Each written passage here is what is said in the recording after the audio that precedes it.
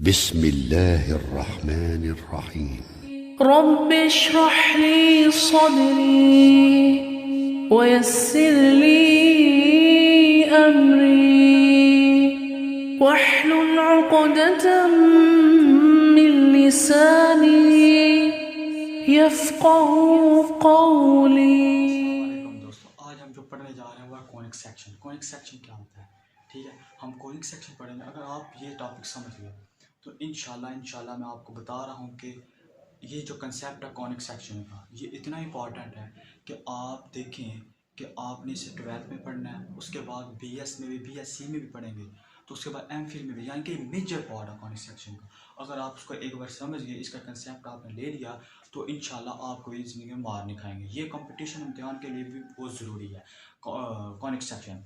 Conic section जो है ना, इसके मैं 6 वीडियोज़ बनाऊँगा, तो हर पार्ट्स में यानी कि दो पार्ट्स बनाऊंगा। एक पैराबोला, उसका शिफ्टेड इक्वेशन होगी, इसी तरह एलिप्स के बाद उसकी शिफ्टेड इक्वेशन होगी। ऐसा करके इसके 6 वीडियोस में इसमें बनाऊंगा। इंशाल्लाह इस वीडियो में हम जो देखेंगे वो होगा कॉनिक सेक्शन, ठीक है। फिर साथ होगा पैराबोला।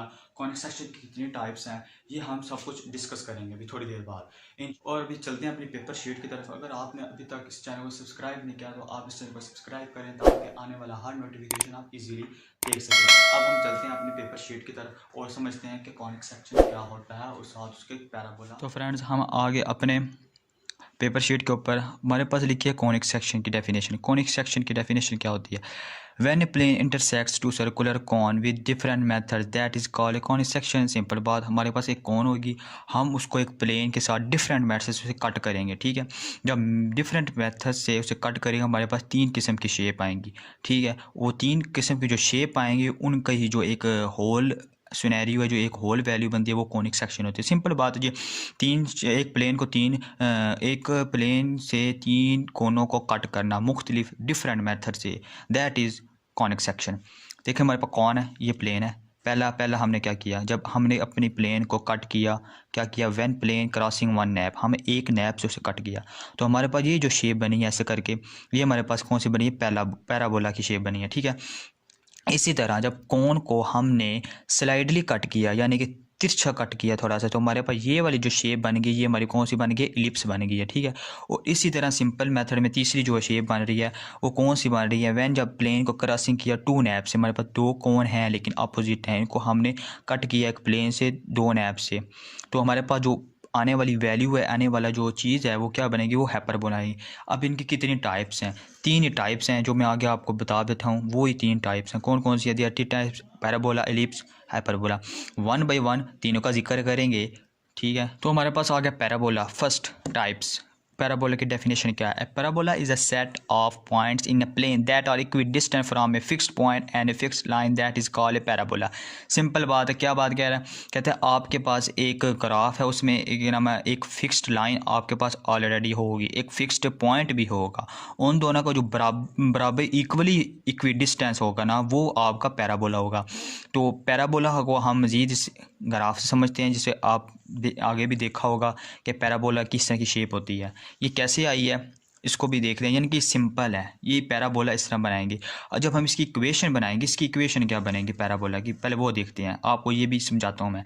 कहते हैं Y square is equal to 4px, ax भी लिख लें, 4px, कोई भी एनी वैल्यू वेरिएबल आप यहाँ पर ले सकते हैं। तो इक्वेशन आ गई। अब इस इक्वेशन को हमने कैसे प्रूव करना है, इस इक्वेशन के बारे में देखेंगे। अब पैराबोला भी इसी में ही समझेंगे, पैराबोला की डेफिनेशन ही क्या है, क्योंकि इक्वेशन भी ऑलरेडी पैराबोला की आ रही है, तो कैसे आ रही है उसे देखते हैं। अब equation of parabola in standard form में देखते हैं। हमने फ़र्ज़ किया हमारे पास ये एक पैराबोला है, ठीक है। ये एक ग्राफ है, एक्स एक्सिस और वाई एक्सिस। ये आपको मैं थोड़ा ड्रा करके बताता हूँ ताकि आपको सही समझ आएगी। ये देखिए हमारे पास, हमने फ़र्ज़ किया हमारे पास यहाँ पे ना एक हमने ग्राफ लिया ऐसा करके, ठीक है। ये एक्स एक्सिस है, ये वाई एक्सिस है। इसी तरह इसके अपोजिट नेगेटिव एक्स एक्सिस है, यहाँ नेगेटिव वाई एक्सिस है। अब देखें ये हमारे पास चार सा एक ग्राफ आ गया, ठीक है। अब हमने क्या करना है, हमारे पास एक पॉइंट होता है यहाँ पर फोकस, ऑलरेडी, क्योंकि कुछ चीज़ें याद करने वाली, इसमें एक फोकस है, यानी कि फ़िक्स पॉइंट है। फ़िक्स पॉइंट को हम क्या कहते हैं, फोकस कहते हैं। ये हमारे पास एक फ़िक्स पॉइंट है, उसकी इसी डेफिनेशन में यहाँ में बताया। और एक हमारे पास क्या फिक्स्ड लाइन है, वो इसके अपोजिट है। जितना यहाँ वर्टिक्स है, यहाँ पर हमारे पास वर्टिक्स है, सेंटर वर्टिक्स है, सेंटर है, कोई भी कह ले, लेकिन मीन्स के सेंटर तो ऑलरेडी किसी एलिप्स का होता है, किसी सर्कल का होता है, लेकिन यहाँ हम जो ग्राफ का दे रही है हमारे पास वर्टिक्स आएगा। ठीक है, तो वर्टिक्स को हम ए से डिनोट करते हैं। जबकि एक फिक्स्ड लाइन भी होने बताई थी कि डेफिनेशन में, जो फिक्स्ड लाइन है जहाँ वर्टिक्स जितना दूर आपके पास फोकस होगा उतना ही दूर उसके अपोजिट साइड पर आपके पास डायरेक्ट्रिक्स होगा, उसे हम डायरेक्ट्रिक्स कहते हैं। ये हमारे पास लाइन आ गई एक, ठीक है, ये फिक्स्ड लाइन है एक, और एक फिक्स्ड पॉइंट आ गया, दो चीज़ें आ गई। अब फिक्स्ड पॉइंट के हमारे पास वैल्यू क्या आएगी, हम देखेंगे यहाँ पे हमने एनी वेरिएबल कोई भी हम पी कर लेते हैं मिसाल के तौर। अब यहाँ पर हमारे पास क्या वाई एक्सिस पर हमारे पास जो भी वैल्यू, एक्स एक्सिस पर हमारे पास जो भी वैल्यू आएगी वाई की वो ज़ीरो होगी, क्योंकि यहाँ पे जितने पॉइंट वाई के हैं सारे ज़ीरो हैं। इसी तरह यहाँ अब हम पैराबोला खोलते हैं अपनी राइट साइड पर, ये पैराबोला हमने अपनी राइट साइड पे खोला, ठीक है। अब एक पैराबोला हमने अपनी राइट साइड पर खोल लिया, ठीक है। अब सपोज किया, लेट किया एनी पॉइंट, ठीक है, यहाँ पे इसको पॉइंट का नाम दे देते हैं एक्स, ठीक है। वाई ऑलरेडी ज़ीरो है, तो यहाँ पे क्या नेगेटिव एक्स एक्सिस की वैल्यू है ना, यहाँ पर पॉजिटिव की होती हैं, यहाँ पे माइनस पी आ जाएगा। इसी तरह यहाँ हमने फ़र्ज़ किया, लेट कर लिया, सपोज कर लिया कि पी हमारे पास एक पॉइंट है जिसके हमारे पास कोऑर्डिनेट है एक्स और वाई, ये बात होगी।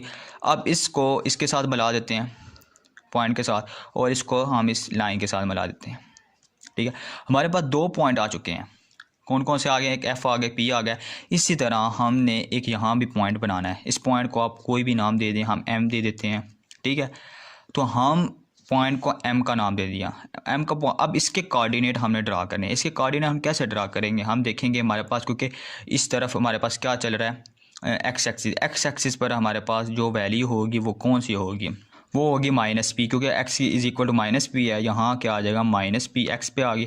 और वाई की यहाँ वैल्यू ज़ीरो नहीं होगी, क्योंकि डायरेक्ट्रिक्स देखें आप इस तरफ बना रहे, तो हमारे पास ये इस एक्सिस के ऊपर वाली जितनी वैल्यू आएंगी जो वर्टिकल लाइन में आएंगी वो हमारे पास वाई एक्सिस होगा, इसलिए हम यहाँ वाई लिख लेते हैं, ठीक है। हमारे पास तीन पॉइंट आ गए। तो ये हम डेफिनेशन क्या कह रही थी, कहते हैं फोकस से और ये हमारे पास जो एक्सपोज किया था पॉइंट और लाइन से, फिक्स्ड लाइन से, इसका ये वाला पॉइंट और इसका पॉइंट, ये दोनों आपस में इक्वी डिस्टेंस इक्वल है, इक्वी डिस्टेंस है, मीन्स के इक्वल है दूसरे के, दैट इज पैराबोला, ठीक है। ये हमारे पास हमने ग्राफ को समझ लिया। अब हम क्या करते हैं, इसकी इक्वेशन को, इस इक्वेशन को प्रूव करते हैं, ठीक है। अब चलते हैं अपने उसी पेज की तरफ। आपने देखा वही चीज़ हमने बनाई है, वर्टिक्स आ गई, इस लाइन को हम क्या कहते हैं, एक्सिस ऑफ पैराबोला कहते हैं, ठीक है। तो इसी तरह अब हमने कहा कि पी और एफ, पी हमारे पास क्या है, एक पॉइंट जो हमने सपोज किया था, एफ हमारे पास फोकस आ गया। इन दोनों का मैग्नीट्यूड है ना इक्वल है किसके, या इनका डिस्टेंस इक्वल है, यहाँ मैग्नीट्यूड डिस्टेंस इक्वल है, मैग्नीट्यूड भी एक ही चीज़ होती है, डिस्टेंस क्या इक्वल है इन दोनों का, देखें perpendicular distance from a fixed line to P, यानी कि वही बात डेफिनेशन जो दोनों आपस में इक्वली हैं, ठीक है, क्योंकि पी एफ का डिस्टेंस और पी एम का डिस्टेंस आपस में इक्वल है। अब इनको इसी की मदद से हम आगे प्रूव करते हैं। तो देखिए हमारे पास तीन पॉइंट आ गए, जैसे कि पी आ गया, एक एफ आ गया, एक एम आ गया, ठीक है, तीन पॉइंट्स आ गए। अब हमने इस तरफ हमारे पास क्या था, आप उस डिस्टेंस फार्मूले को ज़हन में ज़रूर रखें। अब यहाँ पे हमारे पास क्या था, पी और एफ था, और पी और एफ के कोऑर्डिनेट हम देखेंगे, हम क्या देखेंगे, x1 आ गया, ठीक है। इसी तरह जो डिस्टेंस फार्मूला होता है, तो इसका x2 आ गया, x1 x माइनस x2 की वैल्यू लिख ली, ऊपर स्केल आ गया प्लस y, इसी तरह y माइनस 0, तो स्केल लिया, इनको मज़ीद कैलकुलेट किया। इसी तरह सिंपल यहाँ पर हमारे पास क्या था, यहाँ पर हमारे पास था p और m, ठीक है, और p और m के कोऑर्डिनेट आपस में डिस्टेंस फार्मूले की मदद से हमने लगाए, ठीक है। अब इनको मज़ीद कैलकुलेट करें, आपको ऑलरेडी पता है कैसे कैलकुलेट करते हैं, स्केलिंग ली दोनों साइड की, दोनों की स्केयर लिया तो हमारे पास क्या आ गया, एक्स माइनस पी का whole square plus Y square is equal to X plus P का होल स्केयर, ये आ गया। जब हमने ए प्लस बी वाला फार्मूला खोला तो हमारे पास क्या आ गया, X square plus P square minus 2xp plus Y square is equal to X square plus P square plus 2xp आ गया। इसी तरह जहाँ ये वैल्यू सेम है, इस तरफ ये कट गई आपस में, हमारे पास जो बच गई वैल्यू वो क्या बच गई, वाई स्केयर आ गया माइनस 2xp उस तरफ ले गए इक्वल के हमारे पास प्लस होगी वैल्यू। तो हमारे पास जो इक्वेशन आई थी हमने प्रूव कर दी अपनी equation, Y square is equal to 4px, ये हमारे पास इक्वेशन थी, ये हमने प्रूव कर दी। इसी तरह एक थोड़ी समरी देख लें, इसकी समरी क्या बन रही है। इसमें बन रही है समरी ऑफ पैराबोला, ठीक है। समरी ऑफ पैराबोला आप देखें तो इसमें ये देखें, आपने ये चीज़ें याद कर लेनी, एक बार देख लें। यानी कि हमारे पास एक किस्म का पैराबोला नहीं होता, एक राइट साइड पर खुलता है, एक लेफ्ट साइड पर खुलता है, एक अपवर्ड खुलता है, एक डाउनवर्ड खुलता है।